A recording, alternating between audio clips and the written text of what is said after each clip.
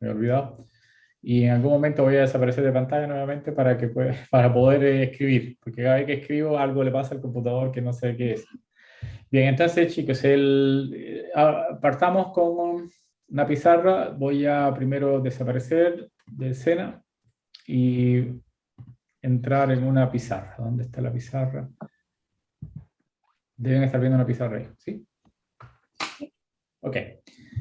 Como les decía, siempre partimos con ¿cuáles son las cosas que tenemos siempre? Tenemos nuestras variables, voy a partir siempre con lo mismo, x1, x2, hasta p variables.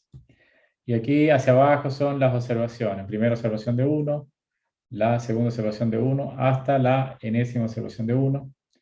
Acá lo mismo, primera observación de 2, segunda observación de 2, hasta la enésima observación de 2. Así sucesivamente. Y acá sería la primera observación de P, acá la segunda observación de P y la enésima observación de P. Entonces esto es todo nuestro conocimiento, que está formado por nuestras variables, n observaciones hacia abajo, ¿ok? Y p variables hasta acá. Ahora, la idea ahora es que todas estas variables que están acá, vamos a denominarlas variables predictoras, porque queremos predecir algo con estas variables. ¿Y qué es lo que queremos predecir? Una variable dependiente i, que la vamos a denominar i, que va a tener también n observaciones. N observaciones. Es decir, probablemente un ejemplo trivial, no sé, o medio tonto, qué sé yo, supongamos que x1 sea el número de horas de estudio, x2 el número de libros que uno trabaja, xp es la apreciación que tienen del profesor y es la nota que van a sacar. ¿Ok? Entonces yo quiero, dado que yo tengo un montón de observaciones, yo quiero predecir el promedio de notas en particular. O, no sé, yo tengo varios sensores y quiero predecir, por ejemplo, un valor determinado de algo. Entonces, voy a suponer que i va a ser una variable que pertenece a los reales. Mientras que x1, x2, xp pueden ser tanto valores reales como valores de tipo categórico, digamos, es decir, de tipo texto, qué sé yo, también puede ser. Más que texto son valores que en R le llaman factor, ¿no? Valor factor es decir, un valor que se puede convertir a tipo número 0, 1, 2, 3, o sea, valores discretos en particular o valores no continuos. Lo importante es que vamos a trabajar el método que se llama ahora regresión lineal, ¿no? Regresión lineal. A pesar de que es uno de los métodos más comunes, ese, digamos, el método que lo tiene casi todo. Entonces, si uno estudia un poquito más en profundidad el método de regresión lineal, en principio ya como que descubre qué es lo que va a pasar con los demás predictores, en particular los clasificadores que vamos a trabajar algunos, porque el regresión lineal es como que tienen casi todos los elementos. Entonces, nos demoramos un ratito entendiendo la regresión. Después, para que tengan una idea, bueno, yo que Camila ya creo que lo vio un poco más en taller, pero acá vamos a ir un poquito más profundo que lo que hicimos en taller de inteligencia, porque vamos a incorporar ciertas cosas nuevas a la regresión, en particular lo que se llama feature selection o selección de características y distintos tipos de regresiones. Regresiones más que regresión lineal, es regresión lineal con algún tipo de restricciones a los coeficientes, es decir, un problema de optimización con restricción, etcétera, usando regresión lineal. Entonces, la idea que vamos a seguir después es simplemente tomar un conjunto de variables y de ese conjunto de variables que puede ser muy grande, quedarnos con algunas variables que sean más importantes que otras. Y para eso vamos a hacer algunos métodos que se llaman regresión lazo, regresión Rift y regresión con nested elástico o enlazos anidados, cosas como eso, que son ya como paradigmas dentro de la modelación de datos. ¿Okay? Digamos que este es el primer modelo propiamente tal de la data. Hasta ahora, de alguna forma, la única cosa que hemos hecho es, número uno, es visualizar la data. O sea, primero, número uno es limpiar la data. Número dos es visualizarla. Número tres es tratar de encontrar variables importantes usando análisis de componentes principales. Eso es lo que hemos hecho. Y ahora este sería el primer modelo, tipo de modelado de datos. A partir de aquí vamos a empezar a iniciar con el modelamiento de la data. Ok, entonces, nuestro objeto es encontrar primero una notación que sea fácil, y esa es la idea. Vamos a buscar una notación. Recuerden que todo esto nosotros lo habíamos llamado con una X grande que tenía de dimensionalidad de n por p. Y ahora esto vamos a denominarlo simplemente i. ¿Qué cosa es i? Es un vector que tiene... perdón. Perdón. No son las X, son las i. Son i1, i2, etcétera, etcétera, etcétera, y n. Son todas las observaciones de mi variable dependiente. Repito, esta variable la voy a denominar variable target. Hasta ahora se va a llamar target. Para seguir con el mismo lenguaje en inglés, de como ustedes abran un libro de Data Science cualquiera, esta es mi variable target en particular, y estas son mis variables predictoras. Todas estas variables que son independientes, variables independientes. Entonces, el primer modelo en principio es tomar i, la observación número i, o sea, la i-ésima observación, recuerden que iba desde 1 hasta n, o sea, i va a moverse desde 1 hasta n. Y la idea es la siguiente: dado que yo tengo todos estos valores, para mí una fila es una observación. Esta sería como la primera observación, ¿no? Y estos son los valores que toman mis variables predictoras en una observación. Yo quisiera predecir el valor que tiene I1. Y yo quiero combinar de alguna forma estos valores para predecir el valor de esta. Entonces, en principio, cualquier iésima, o sea, no sé, la observación iésima va a predecir digamos, el valor de la variable target iésima. Y lo que hace la regresión lineal es justamente hacer un modelo lineal, es decir, escribir beta 0, coeficiente, más beta 1 multiplicado por x1 y más beta 2 multiplicado por x2y, más etcétera, etcétera, etcétera, etcétera, beta p por x, p, y, más un cierto error iésimo. ¿Ok? Entonces, básicamente lo que estamos tratando es de usar una combinación lineal o un modelo lineal de variables escritas de esta manera. Y este modelo es lo que se denomina modelo de regresión lineal. Se hace ese modelo de regresión lineal precisamente porque las variables están de manera lineal, digamos, el degree o el grado de las variables es 1. O sea, si fuese grado 2 sería un modelo tipo, no sé, cuadrático, etcétera. Pero este es un modelo lineal, que es el modelo más sencillo que se nos puede ocurrir en principio. ¿Ok? Ahora, ¿por qué le agregamos el valor del error? Porque básicamente, no necesariamente el modelo va a ser completamente lineal. Es decir, hay cosas que el modelo no va a recoger, o simplemente las mediciones mismas de nuestros valores X y de nuestros valores Y pueden contener ciertos errores aleatorios. Entonces se supone que si el modelo es válido, esta E es un error que va a regirse según una cierta distribución normal con valor mu igual a 0 y con un cierto sigma i, digamos, con una cierta dispersión de los datos. Es decir, eso es lo que uno quisiera en principio, que fuese ruido de alguna manera. No que tuviese estructura, sino que fuese una distribución normal. O sea, si aparece cierta estructura en el error, estructura me refiero de que una estructura lineal, una estructura cuadrática, algún tipo de estructura distinta significa que mi modelo no recoge los enlaces que hay entre las variables predictoras y la variable target. Es decir, el modelo se quedó corto porque hay estructura todavía en el error y el error no se rige por una normal. Entonces eso es lo que quiero, que el error sea simplemente aleatorio, algo que tú no puedas predecir con tus variables y que no sea parte de un modelo más allá que el modelo lineal. Entonces por eso es importante no solo enfocarse en los coeficientes que vamos a elegir, sino que el error o el residuo también tenga una distribución aleatoria. ¿Se va entendiendo hasta ahí? ¿Todo? ¿Sí? Entonces nuestro objeto es como reescribir esto de alguna forma un poquito más cómoda en principio. Veamos cómo reescribirlo para poder reescribir esto de mejor manera usando vectores. Yo les decía que lo importante es que para poder trabajar con Big Data y cosas así es vectorizar nuestra data. Y ya que tenemos una matriz X y un vector Y, ahora podemos introducir entonces un nuevo tipo, un vector beta, que corresponde a todos los coeficientes, beta 0, beta 1, etcétera, etcétera, etcétera, hasta beta P, es decir, este es un vector que va a tener P más 1 por 1, ¿sí? Dimensionalidad, en principio. Entonces, La idea es la siguiente. Acá, de alguna manera, uno lo que tiene es una relación entre la variable, entre esta variable y un producto de esta manera. O sea, he escrito hay una especie de transformación lineal acá. Entonces yo puedo escribir, por ejemplo, que, a ver si vamos para introducir de a poquito alguna terminología.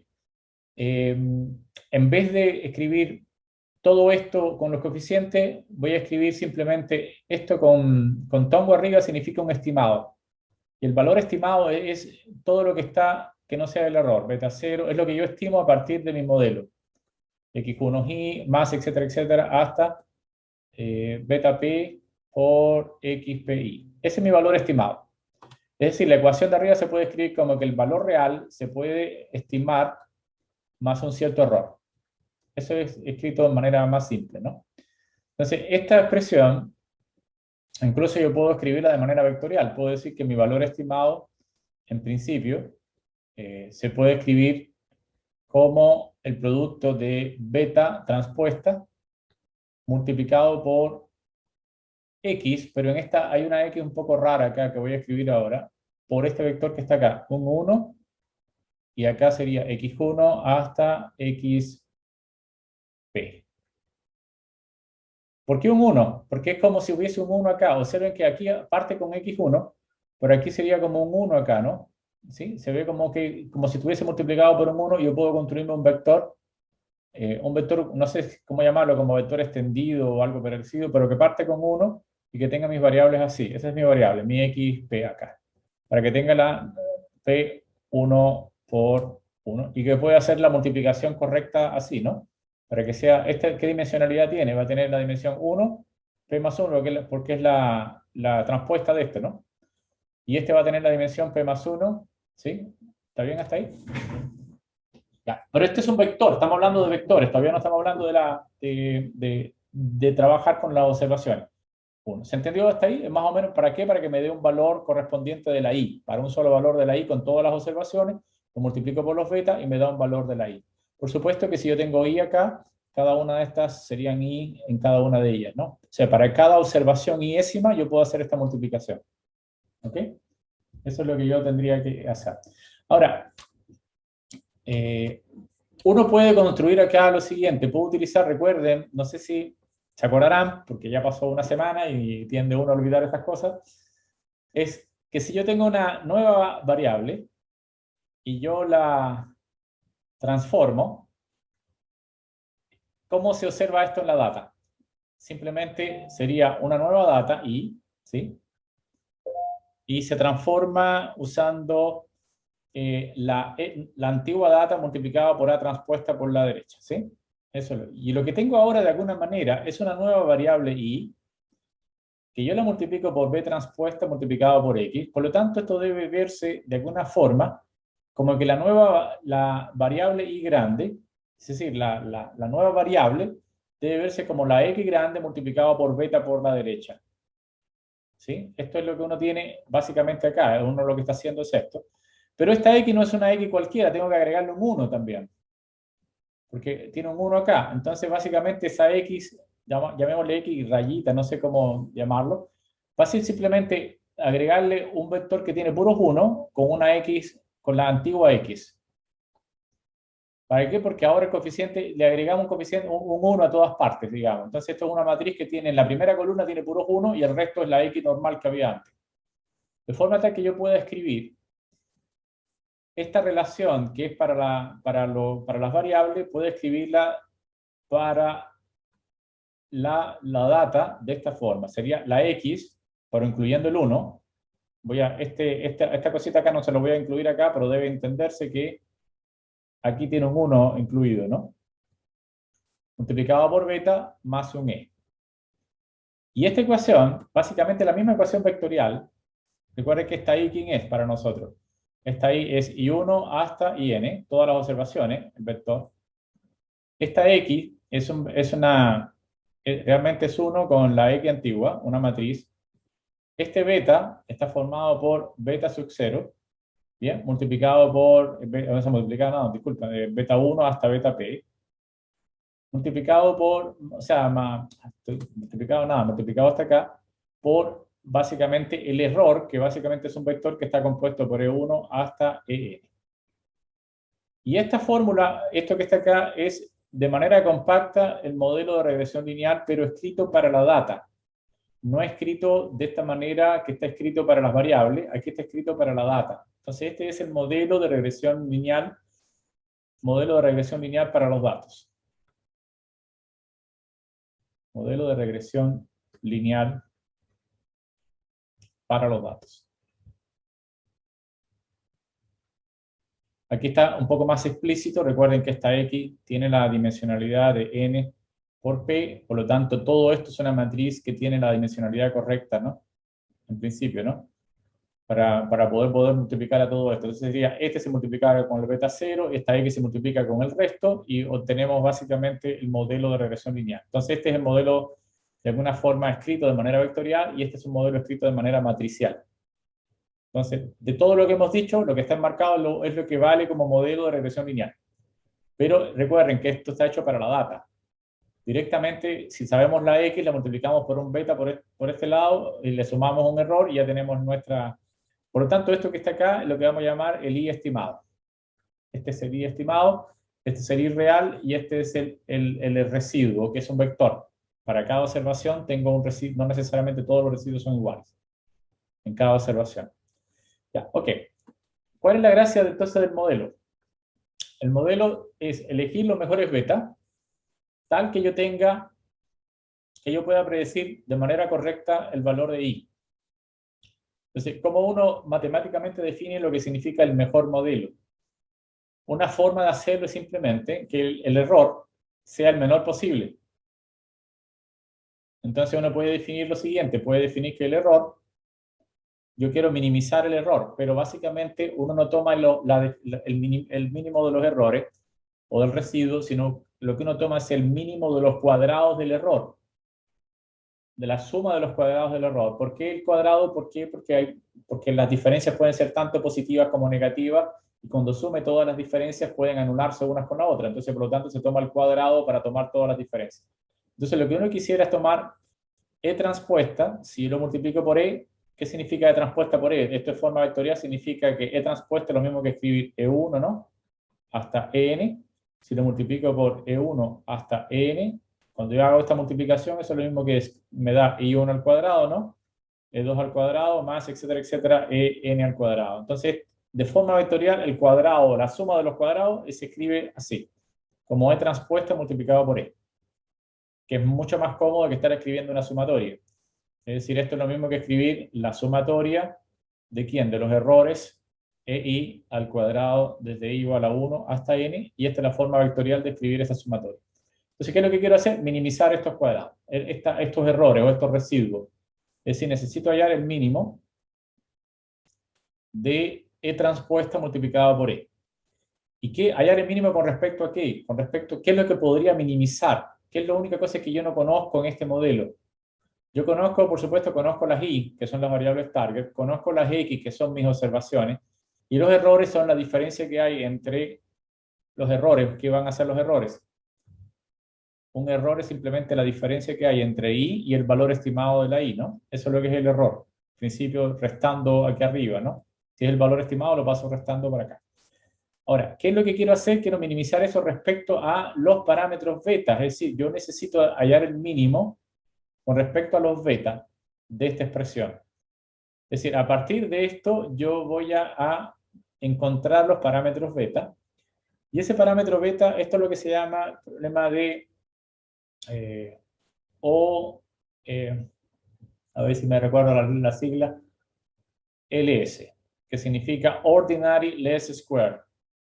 Esto es lo que se llama Ordinary Least Square en inglés, que es Ordinary Least Square. Ya, ¿qué es lo que significa Ordinary Least Square? Que queremos minimizar.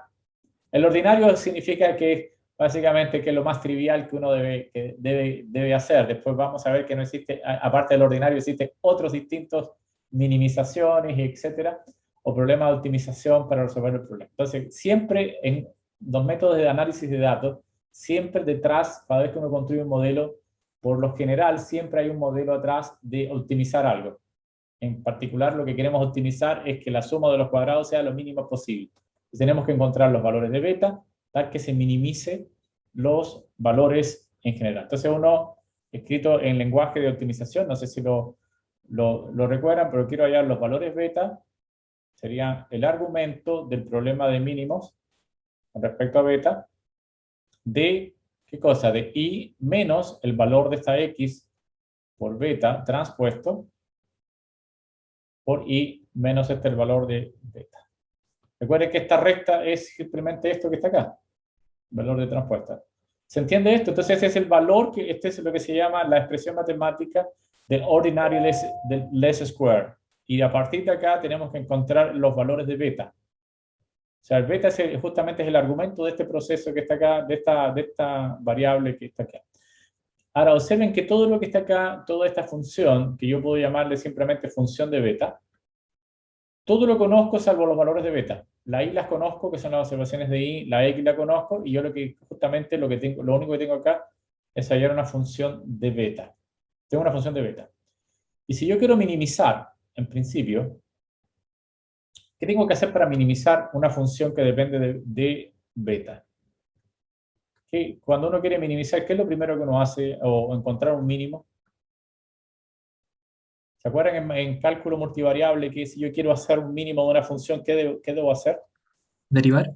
Derivar, exactamente una deriva. En principio, no es para hallar el mínimo, es simplemente para hallar un valor extremo primero. Después tengo que hallar la regla de la segunda derivada, que tiene que ser definida positiva la segunda derivada, y ahí sí definitivamente me está hablando de un valor mínimo, ¿no? Entonces lo primero que uno hago, lo que bien me dices tú, es tomar la derivada respecto a beta, ¿ya? Respecto a beta. Pero esta derivada es una derivada vectorial, ¿no? Estamos hablando de vectores. No es como estamos todos los que escribimos forma de vectores para hacer más sencillo y compacto en la escritura, tenemos que ahora de alguna forma hablar de, antes de escribir esto, voy a dejarlo un momentito nada más en stand-by, dejamos aquí con asterisco, cómo se hace una derivación respecto a vectores en principio, ¿no? Entonces, primera cosa, antes de hacerlo bien, es muy sencillo, solamente dos cosas que hay que saberse nada más. En principio lo siguiente. Supongamos que yo tengo la derivada respecto a x. Esto que estoy escribiendo, la notación no tiene nada que ver con esto, solo que x es un vector nada más. Y esto sería, por ejemplo, un número transpuesto multiplicado por x. Entonces esto es una forma vectorial y estoy derivando respecto a x y esto es un vector. O sea, escrito en otras palabras, por ejemplo, ¿qué significa a transpuesta multiplicada por x? Básicamente la suma de los AI multiplicado por los xy desde i igual a 1 hasta n. Esto escrito de manera consumo. Entonces, si yo derivo respecto a x, el resultado tendría que ser ¿qué cosa? El vector a. ¿Se ve o no? Porque si yo derivo cada uno de estos con respecto a x, me va a dar simplemente a. ¿Se entiende eso, no? Entonces, esta derivada vectorial significa que yo estoy derivando respecto a las x y por lo tanto la respuesta sería a. ¿Sí? ¿Se entiende, no? ¿Se ve? Ok. Veamos la otra derivada que uno debería, si uno calcula la segunda derivada de una relación así como x transpuesta por una matriz por x, y lo divido, o sea, lo derivo respecto a x y respecto a x transpuesta.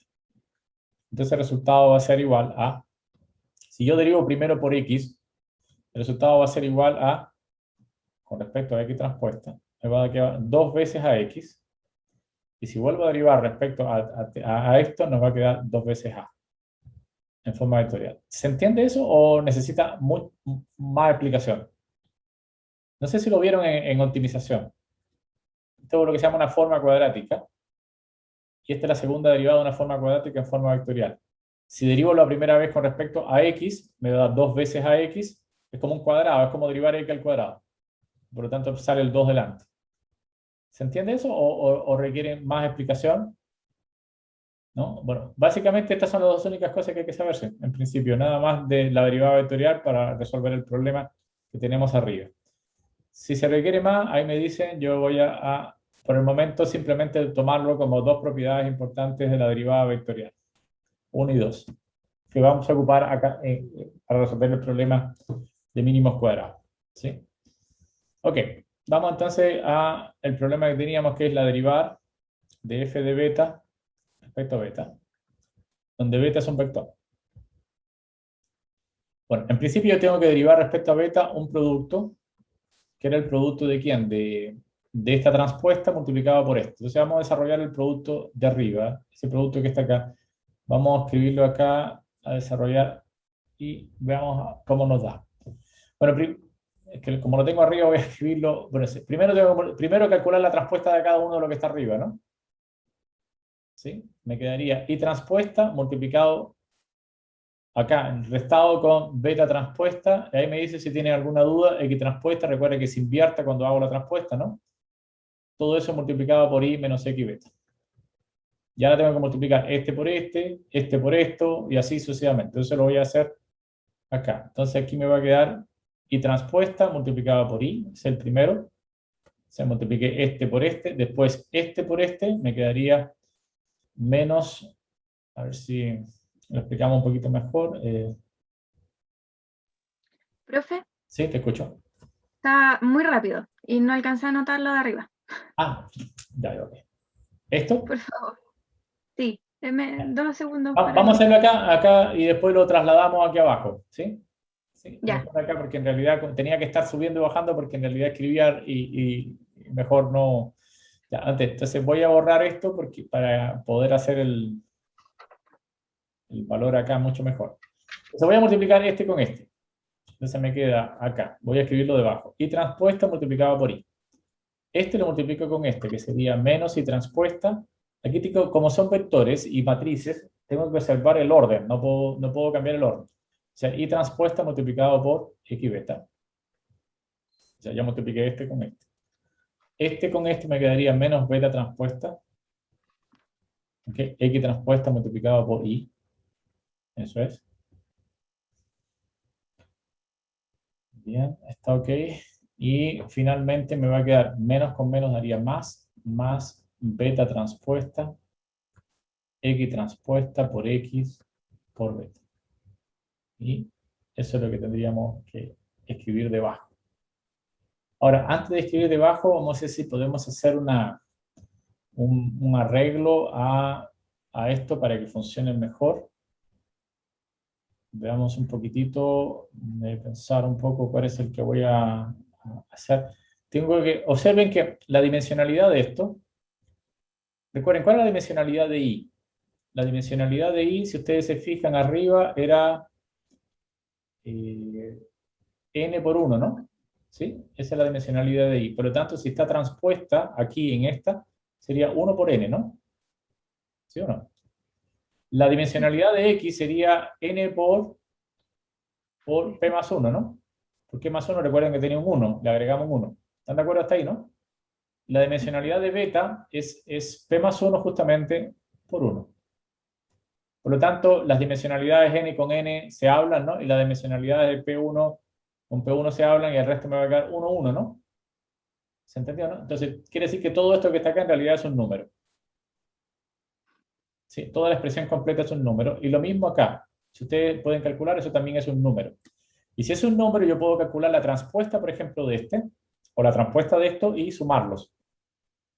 ¿Sí? Tratar de ver si lo puedo sumar. ¿Por qué? Porque la transpuesta de un número es en sí mismo el mismo número. Entonces voy a calcular la transpuesta, por ejemplo, de este primero que está acá. Vamos a ver si yo calculo la transpuesta de esto. O sea, al calcular la transpuesta de esto, no se va a cambiar la expresión porque la expresión es un número. ¿Se entiende? La transpuesta de un número es el mismo. Pero la expresión misma sí cambia. ¿Cómo cambia? Esta beta pasa del otro lado transpuesta, esta ahí pasa del otro lado para allá y se calcula la transpuesta de todas. ¿Se acuerdan cómo se hace eso? ¿No? ¿Sí o no? ¿No? O sea, cuando tengo tres matrices multiplicadas y le hago la transpuesta, nos va a quedar como, primero, beta transpuesta por x transpuesta por la y que pasa al otro lado como y, ¿no? ¿Sí? Entonces, observen que esto es lo mismo que está de este lado, ¿no? Por lo tanto, esto va a dar 2 veces. Yo puedo reemplazarlo como, hasta ahora el resultado nos va quedando como y transpuesta, sigo acá, multiplicado por y, menos 2 veces beta transpuesta por x transpuesta por y, más beta transpuesta por X transpuesta por X por beta. Y eso es lo que tendríamos hasta aquí. Ya, eso es lo que vamos a derivar. Y eso es lo que yo debería escribir acá. Lo voy a repetir acá para hacer la beta transpuesta por X transpuesta multiplicado por Y más beta transpuesta por X transpuesta X por beta. Listo. Y ahora voy a derivar esto con respecto a beta. Vectorialmente. Ahora, esto me doy cuenta de que no depende de beta. Por lo tanto, se va a anular. La derivada de esto es simplemente, recuerden que beta es el valor. Entonces, si yo estoy derivando respecto a este, el resultado va a dar simplemente menos 2, usando la propiedad de arriba de los vectores, de esta. De arriba, ¿dónde está? ¿Dónde está? Aquí. Usando esta propiedad, me va a quedar todo lo que no tenga beta, que sería, bueno, el menos 2 que está constante por X transpuesta por Y, que con respecto a beta, esta es la constante. ¿Sí? Pues estoy derivando con respecto a beta. Y esto es como una matriz, sería como la matriz A, acá arriba, observen que sería como la matriz A, que está con beta transpuesta y beta, con beta transpuesta y beta, y es como en vez de derivar aquí con respecto a X, tendría que derivar con respecto a beta. Entonces la derivada de eso me va a quedar 2 veces X transpuesta por X por beta. Y eso lo tengo que igualar a 0, porque recuerden que yo necesito derivar y igualar a 0 la expresión. Bien, ¿se entiende hasta ahí? Ok. Una cosa más, ahora, imagínense que ahora yo quiera calcular, todavía no he hecho nada, pero quiero calcular la segunda derivada. Por ejemplo, voy a tomar la segunda derivada de esta. Es decir, la derivada de f de beta con de beta transpuesta. Sería volver a derivar esto con respecto a beta. Pero si yo derivo esto con respecto a beta, esta no depende de beta. Y esta, como estoy derivando respecto a beta transpuesta, me va a quedar 2 veces X transpuesta por X. Porque esto es lo que acompaña a la beta. ¿Sí? Entonces, esta es como la constante, ¿no?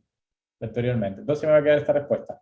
Ahora observen que esto es X transpuesta por X, y X transpuesta por X es justamente la suma de los cuadrados. Se ve que entonces esto lo que me garantiza es que esto necesariamente es mayor que 0, ¿no? ¿Por qué es mayor que 0? Porque es la suma de los cuadrados, básicamente, ¿no? Suma de cuadrados porque es X transpuesta por X, son cuadrados lo que estoy sumando. ¿Okay? Entonces, si son cuadrados y es mayor que 0, entonces, y recuerden que si la segunda derivada es mayor que 0, eso implica que el extremo que vamos a calcular acá es justamente un mínimo, ¿no? Por regla de la segunda derivada. Entonces, justamente estamos calculando el mínimo para, para salir de la duda. Entonces, lo que voy aquí a despejar, lo que quiero despejar es el valor de beta, a partir de esta expresión que está aquí arriba, ¿no? Despejar el valor de beta. Entonces, paso este menos para otro lado, y paso dividiendo, o primero que al 0 los dos, ¿no? Porque está todo igualado a 0, ¿no? Los dos. Paso este menos para el lado del otro lado, y me va a quedar, no sé si se dan cuenta ahora, beta, me voy a saltar un pedacito nada más, pero no mucho, va a ser X a la menos 1, multiplicado por X transpuesta, multiplicado por Y. ¿Se ve o no? Porque básicamente pasé esto del lado allá, me va a quedar esto. Y después esto que está acompañando a beta, que es una matriz, tiene que pasar del otro lado como a la menos 1, porque estamos multiplicando por inversa. Bien, y esto que está acá es justamente, ya tengo una fórmula para hallar los coeficientes beta. ¿Por qué es una fórmula? Se ve un poco rara y fea, pero no me preocupa tanto si yo tengo un buen software, porque en general la X las conozco y conozco la Y. Por lo tanto, todo lo que está de este lado ya yo lo conozco, viene a partir de la data, de los datos que yo conozco, por lo tanto puedo identificar beta. Yo tengo una fórmula para calcular beta, y no me preocupo tanto porque justamente la gran gracia que tiene los software es que me permite calcular matrices de forma muy buena, muy fácil. Entonces, la gracia que tiene esto es que se puede calcular o tener una fórmula explícita o analítica para beta. Desafortunadamente, para los otros, no para la regresión lineal, no para los ordinary least squares, sino para otros métodos más sofisticados, no existe una fórmula analítica para beta. No la puedo calcular. O sea, tendría que resolver esta ecuación, que es, ¿qué ecuación resolví? df de beta con respecto a beta igual a 0. Esa es la ecuación. Hay un montón de ecuaciones metidas acá, ¿no? Ahora, esta ecuación la resolví y me dio esto, pero eso solamente va a ocurrir, desafortunadamente, para las ordinary least square. Cualquier otra fórmula que yo utilice, necesito utilizar, valga la redundancia, un método numérico para poder encontrar la solución de la ecuación. Y ahí entrarían los métodos que están trabajando ustedes con Paul, básicamente. Solamente en este caso yo puedo despejar beta fácilmente. No lo van a poder hacer o no se va a poder hacer de tal manera fácilmente en otros casos. ¿Okay? Entonces este es el único caso, bueno, no el único, pero uno de los pocos casos donde se resuelve. Ok, entonces recuerden que inicialmente tendríamos que y era igual a x por beta más un error, ¿no? Ese es nuestro modelo inicial. Por lo tanto, todo esto nosotros lo habíamos llamado el estimado. Quiere decir que el estimado en realidad es igual a x por beta, pero reemplazando mi solución acá, ¿cómo puedo encontrar el valor estimado?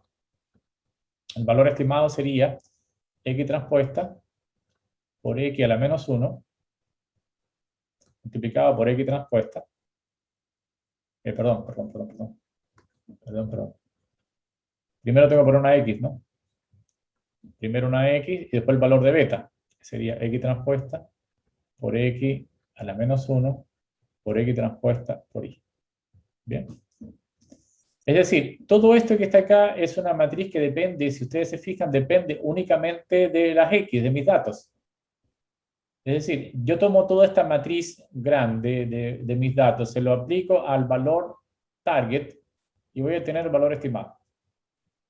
Entonces, básicamente todo esto que está acá se le llama, tiene un nombre, se le llama P, y ese P es un valor que se le llama proyector. Eso es lo que se le llama proyector. Proyector. A ver, ¿qué significa este proyector? Más o menos geométricamente significa algo como lo siguiente, ¿no? Yo tengo un valor de I, esto es como intuitivo, ¿no? Un valor de I que vive en un mundo de 3 dimensiones, por ejemplo. Y mi mundo es de 2 dimensiones únicamente. Un plano. 2 dimensiones en un plano. Entonces, a esta I yo le aplico un proyector. Proyecto hacia mi mundo, al mundo de 2 dimensiones, por ejemplo. Y calculo un estimado de la I. ¿Ok? Quiere decir que lo que estoy tratando de decir es que este valor, que es un vector, es un valor que yo no logro encontrar a menos que ese i viva completamente en el mundo de mis variables. Este es el mundo donde están las x, ¿no? Las x1, las x2, etcétera, etcétera, etcétera. Entonces yo lo que hago es proyectar un valor de i hacia las variables que yo conozco, que son x, que yo voy a estimar. La diferencia que hay entre estos dos vectores es un vector que es la diferencia que hay. Ese vector es la diferencia que hay entre el valor real y el valor estimado, con una diferencia vectorial. Y esto es justamente el residuo. Y lo que yo quiero hacer es la mejor proyección posible del vector i sobre el plano de mis variables conocidas.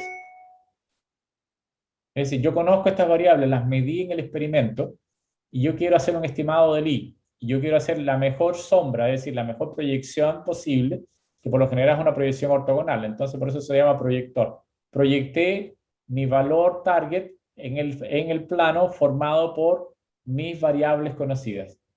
¿Se entiende más o menos la idea intuitiva? Entonces, justamente por eso se llama proyector. Entonces, efectivamente, el error, este residuo sería i menos el proyector aplicado sobre i, ¿no? O de otra manera sería el valor de la identidad, más que la identidad, el IN, menos el valor del proyector multiplicado por i va a ser igual al residuo. Entonces, eso es 1 menos el proyector. Eso es básicamente aplicado sobre i, me va a dar los residuos. Entonces tengo una fórmula para hallar justamente los residuos a partir del proyector. Y el proyector es algo que está completamente definido a partir de la data. ¿Ok? ¿Se va entendiendo un poco o más o menos o no? Ok. Ya. Vamos ahora a hacer lo siguiente. Vamos a ir un poquitito hacia RStudio de cómo lo aplicamos esto en un problema real, ¿sí? ¿Cómo podemos hacer este cálculo y con todas estas matrices y todas estas cosas, cómo lo haríamos en un problema real? Si pueden abrir R, fantástico, digamos, para poderlo trabajar. Voy a sacar mi R para no quedar solamente en cosas teóricas, sino ir rápidamente a aplicarlo. Perdón un segundo, no sé si estarán viendo R ahora. Sí, ok. Vamos a utilizar entonces un segundo, que tengo, un poquito, voy a cambiar las ventanas no me deja mover me está tapando la ventana. Un segundo, nada más. Ya, ahora sí. Ok. Bien, vamos a hacer lo siguiente. Primero vamos a usar un dataset de ejemplo. Y para eso vamos a escribir library. Si no lo tienen, la van a descargar ahora. Se llama más. Library más. Bien. ¿Qué cosa es más? Es un paquete de programa que tiene muchos datasets. Y voy a utilizar en particular un data que se llama Boston, que es el típico que uno usa para mostrar de ejemplo y que se usa, o Boston Housing también, y con eso cargamos la data. Entonces, si nosotros vamos a mejor llamar datos igual a Boston, para que todas las cosas se llamen datos y no Boston. De datos. Y ahora le explico qué es lo que significa. ¿Lo lograron hacer? ¿Tienen el head? No. Por favor, si tienen más, si no tienen más, tienen que instalarlo. Bien. ¿Qué es lo que tiene? Repito, más que lo que tienes es, por lo general, es un conjunto de varios, no sé si tiene como 100 conjuntos de datos, dataset, pero tiene un conjunto de datos que se utilizan en la práctica para mostrar alguna cosa. Por ejemplo, ¿qué cosa es Boston? Que está incluido dentro del library. Uno puede hacer un help, por ejemplo, help de lo que significa Boston. Boston es un set de datos famoso. Y acá al lado les va a explicar lo que significa cada una de las variables. Entonces, mientras ustedes me dicen cuando logren hacer el head y que le aparezca esto que está acá, ¿no? Listo. ¿Está listo?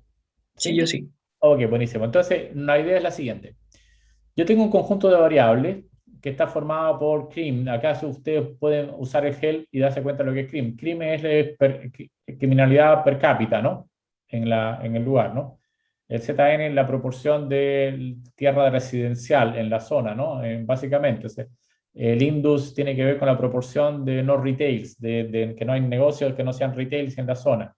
Y así sucesivamente, bueno, RM es el número promedio de piezas y todas estas variables, desde CRIM hasta Black, disculpen, el Lower Status, son variables que son predictoras. Y yo lo que quiero predecir en miles de dólares el valor promedio de la casa. Esto es lo que significa median value, el valor promedio de la casa en miles de dólares, ¿no? Entonces significa que dada todas estas observaciones de la casa, yo quiero predecir el valor que tiene la casa. Entonces, alguien hizo un estudio de Boston que contiene 506 observaciones de casas que tienen todas estas características de acuerdo a la zona donde está, al número de piezas, a la edad de las personas que viven en esa casa, a, qué sé yo, me imagino que tax tiene que ver con los impuestos pagados, etcétera, etcétera. ¿Se entiende, no? Entonces hay una serie de variables que tienen que predecir el valor de la casa.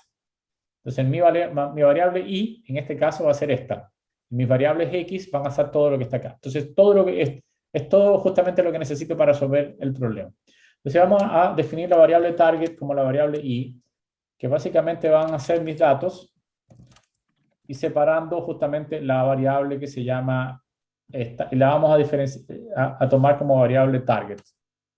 Entonces en i voy a guardar mi variable target. ¿Están de acuerdo? ¿Sí? Bien, entonces quiero saber el número P de columnas, n columnas, que es el valor de P, básicamente, ¿no? P es el número de variables, ¿no? Entonces yo puedo calcular el número de columnas, lo puedo contar a mano, pero para hacerlo más general, para casos donde haya muchas variables, puedo tomar el valor de, por ejemplo, de mis datos, el número de columnas de mis datos, ¿no? Básicamente, ese es el valor de columna de mis datos y vamos a tener 14 variables, de las cuales 13 son independientes y la última es una variable target. ¿Están de acuerdo, no? Sí. Bien, vamos entonces a definir una matriz X, nuestra gran matriz X grande, que es la matriz de datos, que va a ser, vamos a definirla como as.matrix, como una matriz de mis datos, pero tengo que eliminar la última columna. la última columna corresponde, voy a escribir menos, la última columna, vamos a llamarle a esta pi. Pi, esa p que es justamente el número de variable menos p. ¿Por qué menos p? Aquí escribo porque p es el número 14 y la variable 14 es esta, ¿no? Entonces la variable 14 yo la voy a eliminar porque justamente en x están todas las variables menos la variable de target. Por eso escribí menos p acá. ¿Se entendió eso, no? Si tienen algún tipo de dudas, me dicen, chicos, al tiro el tema. Entonces va a ser x. Pero en este caso yo no necesito x únicamente, necesito la x con un 1 en la primera fila, en la primera columna, porque habíamos incorporado puros 1 en la primera columna. Y podemos definir, no sé, el 1, un nbs, llamémosle, no sé, int, en realidad no es integer, pero llamémoslo así. Que vamos a repetir el 1 tantas veces como tengas, en Boston tiene 506 observaciones, o simplemente, para hacerlo más general, voy a escribir como nrow el número de filas de los datos. ¿Se entiende lo que hace este int? Básicamente es la columna de puros 1, con el número de observaciones que hay. Y definamos un nuevo x ahora, que va a ser cbind, es decir, el cbind es un comando que pega una columna. Pega la columna int, se la voy a pegar a mi antiguo x. Eso es lo que hace cbind. Entonces, cuando veamos x, no lo aconsejo, pero no, mejor no. ¿Qué cosa es x? X va a tener ahora dimensionalidad de 14 porque en la primera columna va a tener puros 1. ¿Sí? ¿Se entiende esto que escribí o no? ¿Sí? Bien. Ok. De hecho, podemos echar una miradita para no hacerlo verlos todos. Podemos ver head de x. Entonces se dan cuenta que en la primera columna está los puros 1, después vienen las demás variables, ¿no? Ya, y este 1 va a corresponder después al coeficiente beta 0. Y los demás va a ser beta 1, beta 2, beta 3 en el modelo lineal. ¿Ok? Entonces, ahora lo que podemos hacer es definir los betas usando la fórmula. ¿Qué son los betas? ¿El resultado de qué?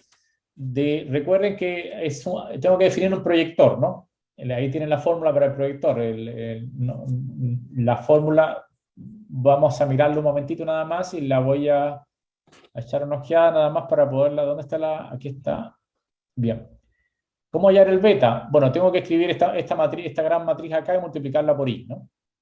Sería x transpuesta por x a la menos 1, por x transpuesta y después multiplicado por i para hallar los betas. Voy a aplicar esto para justamente encontrar la fórmula de los betas acá. Entonces, acá sería, un segundo, estamos ok, eso es, ¿no? Entonces, voy a hacer eso mismo,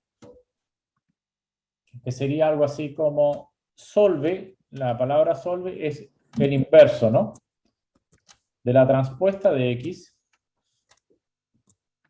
multiplicado, la multiplicación matricial se escribe con signos de porcentaje alrededor del asterisco, que es un signo por, multiplicado por x. No, eso sería. Y el solve significa la matriz a la menos 1, ¿no? El solve es lo mismo que x a la menos 1, pero tiene medio cuático, ponen solve en lugar de x a la menos 1, ¿no? El inversa. En vez de inversa escriben solve. Ahora se multiplica todo esto matricialmente por la matriz x, usando la misma fórmula que tengo acá, sería multiplicado por la matriz x, por la transpuesta de x, y todo eso multiplicado matricialmente por la variable target. Y eso me va a dar los valores de las betas. Es decir, todo lo que hicimos anteriormente se ve como complejo, pero en realidad aquí es simplemente escribir una fórmula para resolver las betas. Entonces aquí ya calculamos y en betas está resuelto el problema. Es decir, si yo quiero ver las betas, tendría que llamarlo, pero escribamos beta mejor lo siguiente, vamos a redondearla mejor. Vamos a tomar round, voy a redondearla, round de betas, para verla mejor con 2. Okay. Entonces, si yo escribo betas, me da los valores de beta calculados para cada una de las... Este sería como el beta 0, ¿no? El primero sería 36.46, los valores de criminalidad, etcétera. Y estos son los coeficientes beta ya calculados. Particular, ¿sí? ¿Se entiende, no? Entonces, en principio, ya está calculado el problema, ya sabemos los coeficientes y tenemos el modelo. Ahora yo quiero comparar un poco, porque con lo que ofrece R. Entonces, ¿cómo R resuelve esto? Porque esto lo resolvimos prácticamente nosotros a mano, entre comillas a mano, ¿no? R tiene un comando muy sencillo que se llama LM o Linear Model para hacer esto.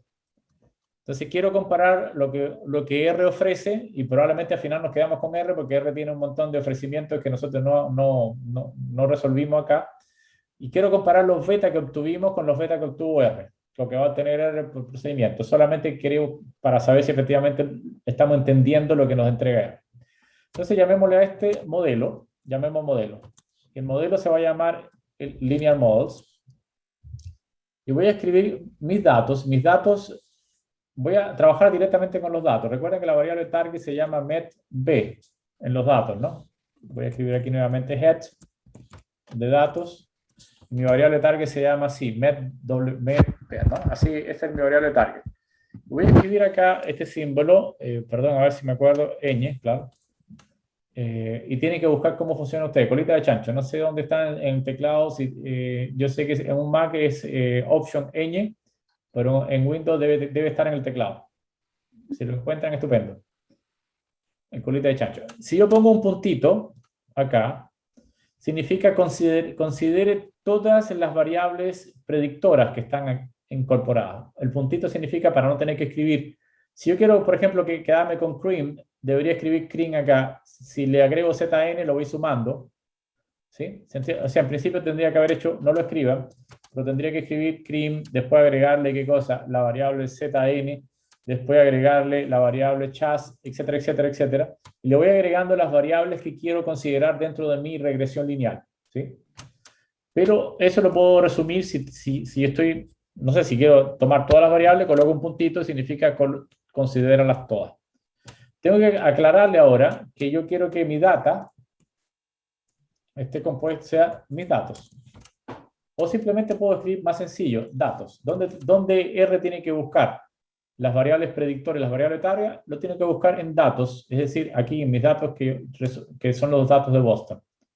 ¿Se entendió hasta ahí? Ya, ok. Simplemente ahora corremos el modelo, control enter, y todo se va a guardar en modelo. Ya está guardado, ya el modelo corrió, ya se calcularon los betas, pero para saber lo que está dentro de ese modelo, voy a hacer un sumario de modelo.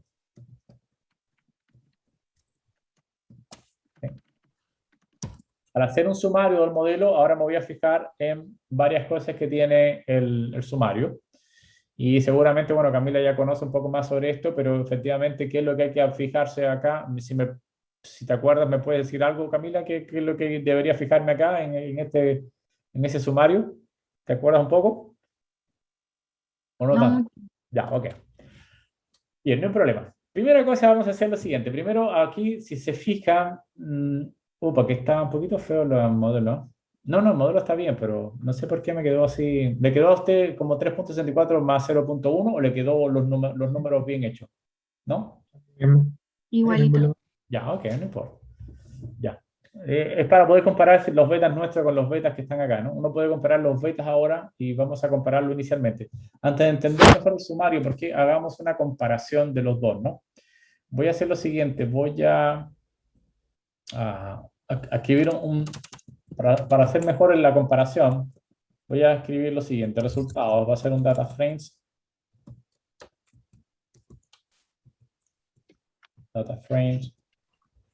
entre, voy a escribir aquí, no sé cómo llamarlo, no sé, mis betas, ¿ya? Mis betas, voy a llamarlo simplemente betas,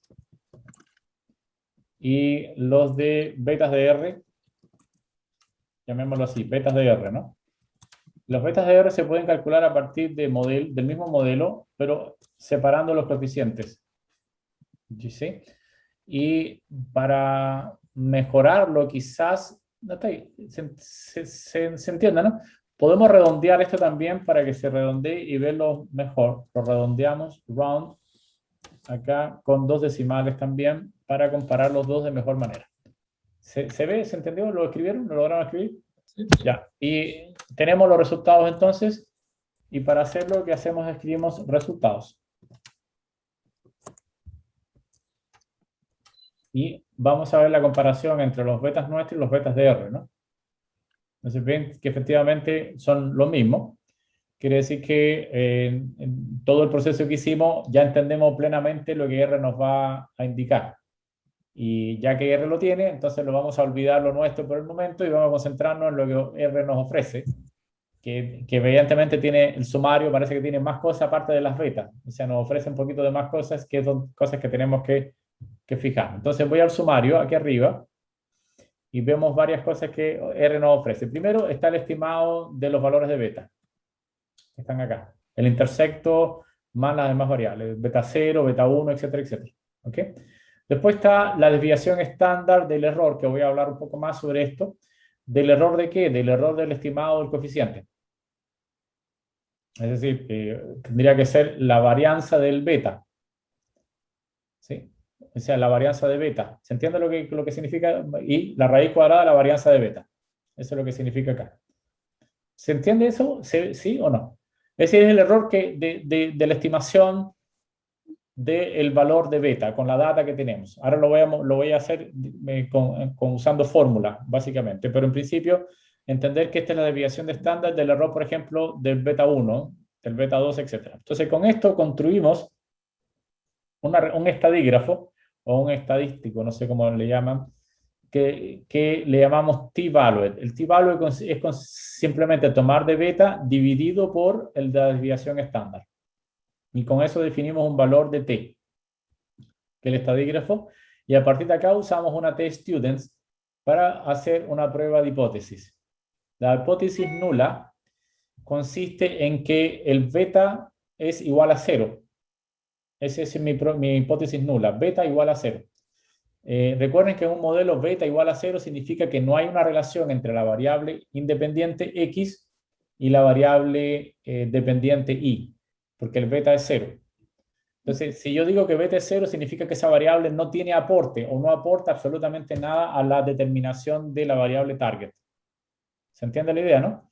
Entonces, ¿qué es lo que hace la prueba T? La prueba T me dice que si el p-value que está acá, ese valor es el p-value de la prueba T, T-students, es menor a 0.05, ¿ok?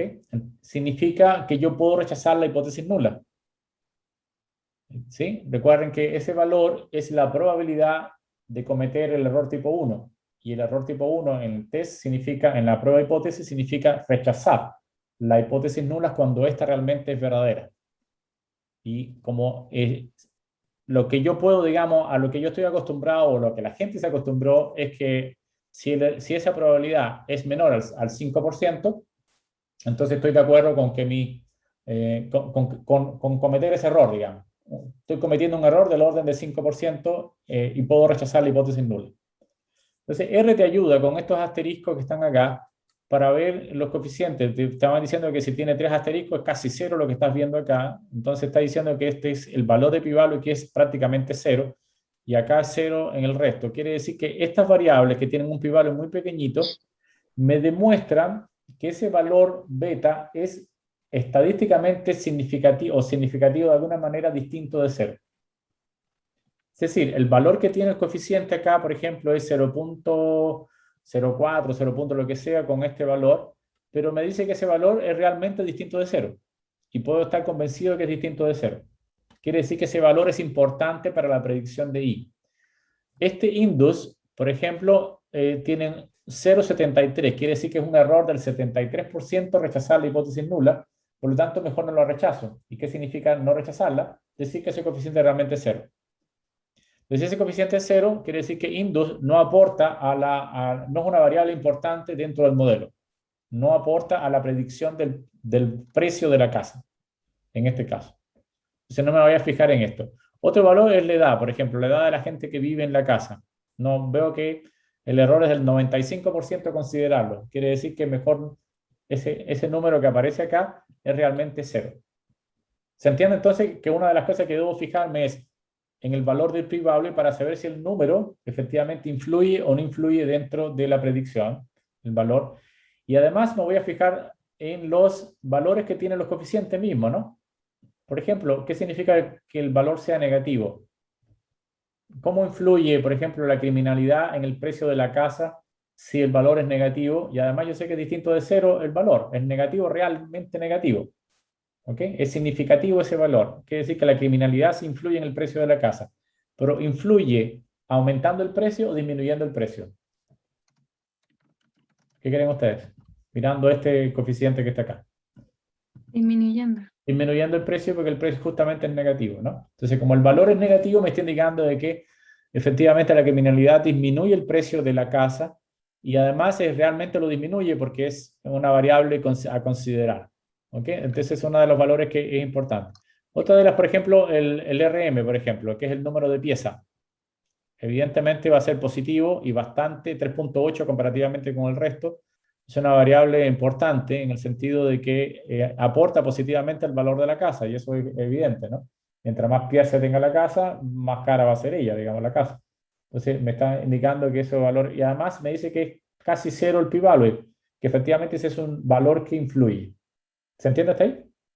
Ya, entonces ya me fijé en varias cosas. El p-value, el valor del coeficiente, y ahora voy abajo a unos resúmenes que son sumamente importantes, ¿no? Hoy no sé si alcanzo a explicarlo con detalle, pero una de las cosas que tengo que fijarme acá es el valor del R-square. El valor del R-square en este caso es 0,74. ¿Sí? ¿Qué significa el R-square? El R-square es la varianza explicada por mi modelo. Cosa que voy a, valga la redundancia, explicar un poquito con más detalle. No sé si hoy, pero en la próxima clase tal vez. Pero ¿qué es la varianza explicada por el modelo? Es decir, mi modelo es capaz de explicar hasta el 76% de varianza de mis datos. Es decir, mi modelo no es malo. ¿Por qué? ¿Cuándo es malo? Cuando explica alrededor del 2%, el 1%, qué sé yo. Entonces, cuando ese número es muy bajo, entonces el modelo es malo, es poco explicativo de la varianza de mis datos. Bien, entonces, ¿cuándo yo sé que es bueno el modelo? Cuando está por encima de 0,7 aproximadamente, es como una regla, no sé, más que una ley escrita en piedra, es simplemente un criterio de decir que mi modelo puede explicar hasta un 74% de mis datos y por lo tanto el modelo puede ser predictivo o es bastante predictivo. ¿Se entiende la idea, no?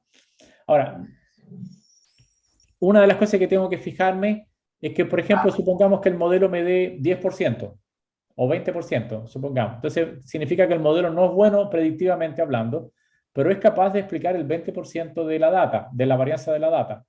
Lo que quiere decir es que hay otras variables, pero las variables que están contenidas en mi modelo pueden explicar un 20%, tampoco son insignificantes, sino que aportan algo al conocimiento de mi variable target, pero no lo suficiente como para ser predictivo. No sé si me logro entender.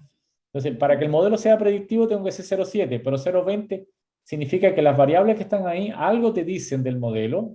Tengo más conocimiento que no, a partir del, valga la redundancia, del conocimiento de esas variables, que no saber, que al no tenerla no tendría ese conocimiento. Es un tema Profe, lengua. Sí, dale. ¿y ahí sería posible hacer un análisis de componentes principales y lo que vimos en la clase anterior? Sí, por supuesto. Más que nada, ahora lo voy a hacer ahora un ratito porque voy a regresar a la fórmula, pero en principio los análisis de componentes principales sirven más bien para otro tipo de problema. En principio yo puedo tratar, a ver cómo explicar. El, la gracia que tienen las componentes principales es que las variables no están correlacionadas, son independientes. Cada variable que tú tuviste son independientes. Uno de los problemas que tiene la regresión lineal se llaman las colinealidades, que vamos a hablar un poquitito más después. Entonces, las colinealidades significa como que, a ver si voy a explicarlo de manera un poco intuitiva, todavía nada con fórmula, pero va a aparecer en las fórmulas. La idea es la siguiente, que si hay dos variables que están correlacionadas en particular, de alguna forma como que se topan una con la otra. Y puede ser que cuando estén presentes esas variables altamente correlacionadas, como que se anulen su efecto sobre la variable target. Como por ejemplo, que estén correlacionadas una positiva y otra negativamente con la variable target. ¿Y qué es lo que hacen? Que de alguna forma están interceptadas y ese intercepto entre esas dos variables causa un efecto malo sobre digamos, sobre la predicción. Produce mucha variabilidad en los coeficientes beta y debilita notoriamente el modelo. Entonces, si yo paso a componentes principales, los componentes principales están no correlacionados, por lo tanto son una muy buena variable hacer una combinación lineal de otras variables de forma tal que entre ellas se borre la correlación. Y por lo tanto el modelo aumenta en predictividad, o sea, el modelo mejora. Pero ¿por qué no lo hago a la primera? ¿Por qué no empiezo con, primero hago un componente principal, defino nuevas variables y después la meto en el modelo de regresión? Sí existe algo como eso, pero la gente lo evita porque una vez que tú haces componentes principales, empiezas a perder la claridad de tus variables. Porque antes tenías variables, pero ahora tienes una combinación de esas variables. Entonces, explicarlo es un poco más difícil, el efecto que tiene cada variable. Entonces la gente parte justamente con un modelo con las variables originales y después va tratando de mejorarlo con componentes principales. Además, recuerden que los componentes principales tienen un error en particular porque yo me puedo quedar con los dos primeros componentes, pero esos componentes ya tienen, efectivamente, explican bastante varianza de mis datos, pero no toda. Entonces, a lo mejor me gustaría ver todo el efecto que tiene las variables originales. Entonces, ¿hay regresiones con componentes principales? Sí. Evidentemente, mucha gente que ha resuelto el problema, si mi problema solamente es predecir y no interpretar, entonces puedo partir rápidamente con componentes principales y lo meto en mi modelo y el modelo va a arrojar una predicción y no voy a preocupar mucho más del efecto que tienen las variables. ¿Se entiende más o menos? ¿Por qué? Porque no quiero explicar nada, solamente quiero predecir mi modelo. Entonces ese es el tema. Ok. Repito, ya la cosa que me fijé en el R-square. ¿Sí? Aquí hay un p-value global que te va a indicar si tu modelo es predictivo o no, si tu modelo predice o no. Es decir, el modelo predice sí, que tiene un p-value bastante bueno o global con mis variables. Eso es lo que significa esto que está acá. Y hay un R-square ajustado que tiene que ver con un problema que tiene la regresión lineal. Yo le puedo agregar a la regresión lineal, y cosas que después vamos a comprobar con alguna fórmula, le puedo agregar variables dummy o variables tontas. Por ejemplo, imagínense que yo quiero predecir el precio de la casa y yo empiezo a agregarle nuevas variables, tipo, no sé, el número de gordos que hay en Nueva York, el número de, no sé, de helados vendidos en cualquier otro lugar del mundo. ¿Qué pasa? Que a medida que le vas agregando variables al modelo, el R-square empieza a subir por defecto. Entonces, como que tu modelo mejora aparentemente porque le subiste el número de variables. Y ese es un efecto malo del modelo. Porque no puede, en general te vas a dar cuenta cuando te empiezas a calcular acá, los asteriscos te van a botar todas esas variables, ¿no? Que son variables estúpidas. Pero cuando te fijas en el R-square, aparece que empieza a subir el R-square. Y eso lo hace, el R ajustado justamente lo que te dice es el efecto del incremento del número de variables sobre el modelo. Y como ven acá, es un poquito más pequeño que el 0,74, pero está del orden, ¿no? Es decir, que esas variables que están ahí son variables realmente que aportan. No son variables tontas o variables dummy, qué sé yo, sino son variables que aportan al modelo. Entonces, vamos a darte cuenta que a lo mejor tienes un modelo que tiene 0,74 y aquí tiene 0,3. Significa que explotó el R-square, pero realmente es ficticio porque el número de variables fue el que incrementó el problema. ¿Se entiende la idea, no? Ok. Bien, entonces, solo me quedan 6 minutos nada más, pero explico brevemente un par de cosas donde estamos en la pizarra. Un par de cosas, no me va a alcanzar a hacer todo lo que uno quisiera hacer, pero bueno, ahí sí es la vida, ¿qué vamos a hacer? Ya. Un segundo. Ya. Imagínense que, no sé si se acordarán, voy a escribir acá. A ver cómo explicar. La matriz de covarianza, yo le llamo sigma, ¿sí? A ver si... Más que la matriz de covarianza, no quiero la matriz de covarianza, quiero simplemente calcular la covarianza de una variable en particular. Déjame un segundo, borrar acá, como borro aquí, perdón. Ya que tengo poco tiempo, tengo que elegir correctamente el problema. Ok, imagínense que yo tengo que la covarianza de una variable multiplicada por la x. Y esta es una propiedad que tiene la covarianza. ¿Ok? La propiedad de la covarianza de la variable x, en principio, es sacar la a afuera, ¿no? Me quedaría como a aquí, ¿no? Multiplicado por la covarianza de x, multiplicado por a transpuesta. Entonces eso lo hemos visto como varias veces ya y es una de las propiedades que hay que saberse de la covarianza, donde a es una matriz y x es un vector. Estamos hablando de esto en general, por eso es por a transpuesta. Entonces esa propiedad es la que quiero resolver. Ahora yo quiero, por ejemplo, la covarianza en principio de una única variable, lo mismo que es lo mismo que la varianza de x, es lo mismo que la covarianza de x, ¿no? ¿Sí? Eso porque básicamente es eso. Entonces, yo quiero calcular, por ejemplo, la varianza de beta, que es lo que aparece en las fórmulas del principio de repito, en el sumario, que aparece la varianza de beta. Pero yo sé cómo se calcula beta. Beta se calcula usando esta fórmula que está acá, ¿no? Que sería ¿cuánto? Sería la varianza de x transpuesta por x a la menos 1. ¿Sí? Estamos por x transpuesta. Bien. Multiplicado por y. ¿Ok? Y eso es lo que tendríamos acá. ¿Está bien hasta ahí? Eso es lo que yo quiero calcular. Ahora, todo esto que está acá, en realidad es como la matriz A. ¿Por qué la matriz A? Porque todos esos son números.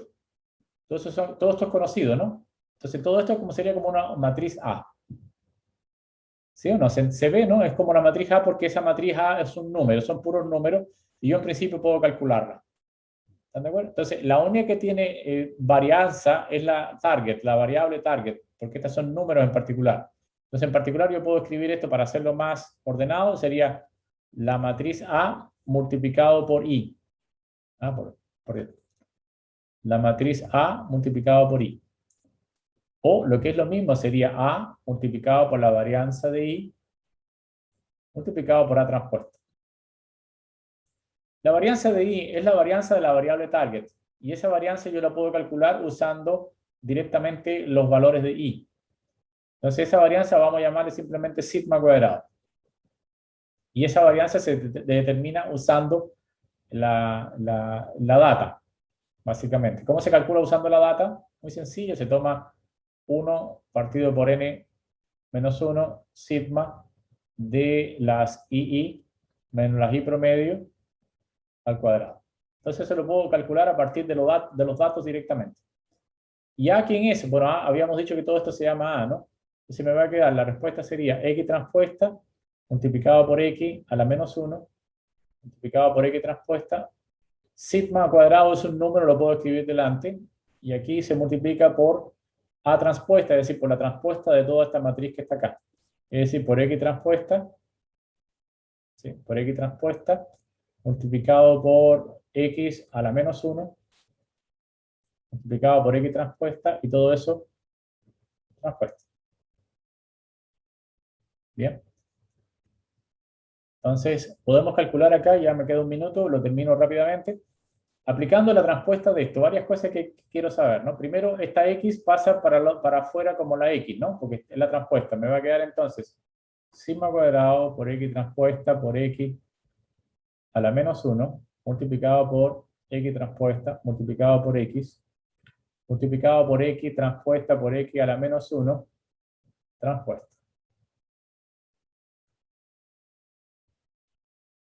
¿Bien está ahí? ¿Sí? Ya, pero observen que esto es lo mismo que esto, ¿no? Pero con signo inverso, ¿no? Por lo tanto, esto me da la identidad. Estas dos cosas son iguales y me da la identidad, ¿no? Y la transpuesta de esto es la transpuesta de lo que está adentro, ¿no? ¿Sí? Pero la transpuesta de la inversa de X es lo mismo que la data, es como volver a colocar, perdón, aquí me equivoqué. No es la inversa de menos 1, es la inversa de todo, ¿no?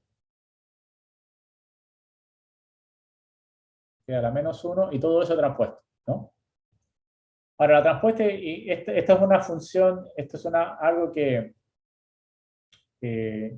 son como conmutativa, digamos, las operaciones de transpuesta y a la menos 1, digamos, puedo calcular la menos 1 en la transpuesta o puedo calcular la transpuesta a la menos 1, digamos, ¿no? ¿Sí?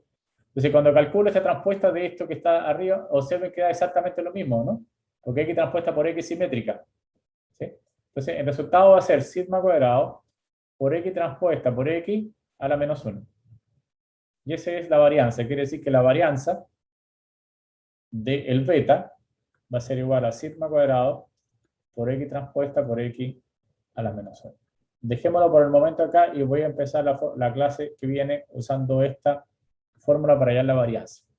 Una de las cosas que vamos a ocupar acá es que, no sé si recordarán, y ahí termino con mi cháchara porque ya me pasé, pero era que el Sx era igual a 1 partido por n de la X transpuesta por H por X. No sé si se acuerdan de esto, donde H era el núcleo de la matriz. Entonces, esta combinación va a estar relacionada con esto, y por lo tanto, esta de alguna forma tiene que ver con la matriz de covarianza. Esta combinación. Y esta matriz puedo ocupar el teorema espectral acá, el teorema espectral, y puedo demostrar que esto es aproximadamente igual a la sumatoria sigma cuadrado de todos los i de las combinaciones de 1 partido por lambda i. Esto lo vamos a ver después, ¿no? Por segundo, no nos lambda, sorry. Bueno, más o menos como esto. Aproximadamente como esto. Ya, y lo voy a mostrar ahora en la próxima clase, muy sencillo, porque aplicando el teorema espectral va a funcionar. Entonces, lo que quiero mostrar o indicarle es que esta varianza va a ser inversamente proporcional a los lambda. Y recuerden que los lambda son las varianzas de los componentes principales. Y, por supuesto, quien tenga mayor varianza va a tener menor variabilidad para el beta. Y yo lo que quiero es lograr que el beta tenga la menor varianza posible, porque si beta es muy grande, o sea, por ejemplo, los últimos componentes principales van a tener varianza casi nula, y por lo tanto van a tener lambda casi cero. Por lo tanto, si lambda es cero, el valor de la varianza es muy grande. Y yo no quiero la varianza de beta que sea muy grande, porque eso significa que es muy inestable el valor de beta que yo acabo de calcular. Por lo tanto, si yo elimino los últimos componentes principales y me quedo con los primeros que tienen los mayores valores de lambda, yo aseguro un mejor valor para beta. No sé si me entienden, porque es inversamente proporcional al valor de los lambda, y los lambda corresponden a las varianzas de los componentes principales. Ok, dejémoslo esto todavía con valores, pero es básicamente indicar cómo yo puedo mejorar usando componentes principales la determinación de los beta de mejor manera para que mi modelo quede más estable. ¿Ok? Dejémoslo hasta acá. Gracias, chicos. Si tienen alguna pregunta, pero después de todo esto no estoy seguro. ¿No? Sí. ¿Pregunta? ¿Hay alguna o no? Bien. Me gustan ustedes, no tienen preguntas, no tienen dudas, eso quedó todo clarito. Hay que procesarlo primero. Hay que procesarlo primero, mucha información. Digerirlo. Hay que digerirlo. Ya, ok, está bien. No problema, no problema. Ya, bueno, chao chicos, que estén bien. Nos vemos entonces Chao, profe. el jueves. Profe, Chao, gracias. chao. Chao, Cami. Chao.